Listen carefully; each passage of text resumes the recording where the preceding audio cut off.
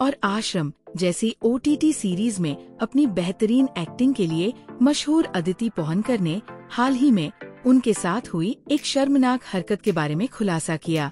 उन्होंने मुंबई की local train में उनके साथ हुई एक चौंकाने वाली घटना के बारे में बताया।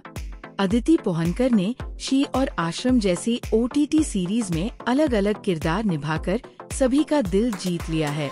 उन्हें आखिरी बार आश्रम सीजन 3 पार्ट 2 में देखा गया था, जिसका प्रीमियर कुछ दिनों पहले अमेज़न MX प्लेयर पर हुआ था। एक्ट्रेस इन दिनों आश्रम की पम्मी बन छाई हुई है। इसी बीच अब अदिति ने हैरान करने वाला खुलासा किया है। उन्होंने बताया कि उनके साथ मुंबई लोकल ट्रेन में एक शख्स ने शर्मनाक हरकत की थी। वो दिन याद करते ही वो सहम उठीं। हाल ही में हॉटफ्लाई के साथ एक इंटरव्यू के दौरान अदिति पोहनकर ने खुलासा किया कि उनके साथ 2 आदमी ने दुर्व्यवहार किया था। उन्होंने इस तरह की भयावह घटनाओं के बारे में बात की।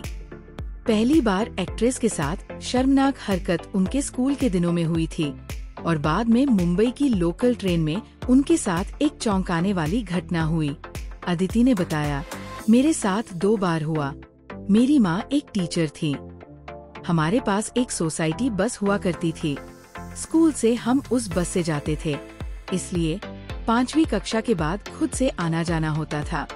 इस दौरान मेरे साथ एक लड़के ने गंदी हरकत की।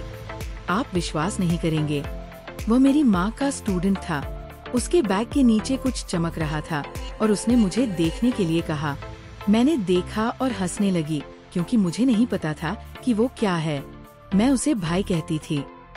एक्ट्रेस ने आगे कहा, तो मैं बस में खड़ी हो गई और मैंने कहा, ये आदमी मुझे कुछ गलत दिखा रहा है। वो इतना हैरान हो गया कि वो अपनी पैंट की जिप लगाना भूल गया।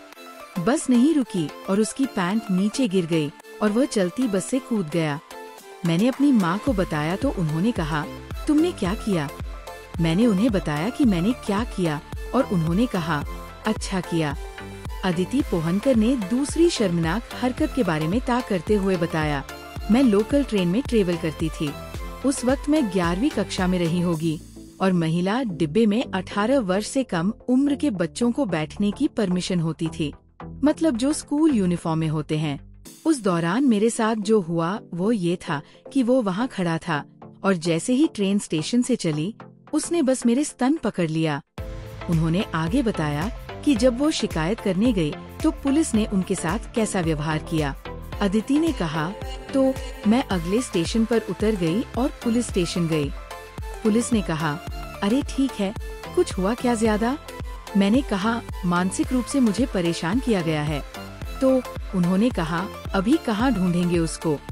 आप मेरी बात पर यकीन नहीं करेंगे कि वो आदमी वही खड़ा था जहाँ उसने मेरे साथ वो हरकत की थी और मैंने उसे पहचान लिया। मैंने कहा कि वो वही आदमी है। तो पुलिस ने पूछा, आपके पास क्या सबूत है? मैंने कहा कि मैं आपको बता रही हूँ कि उसने मेरे साथ क्या किया है, मैं झूठ क्यों बोलूँगी? हालांकि फिर मैं समझ गई और चुपचाप वहाँ से चली गई।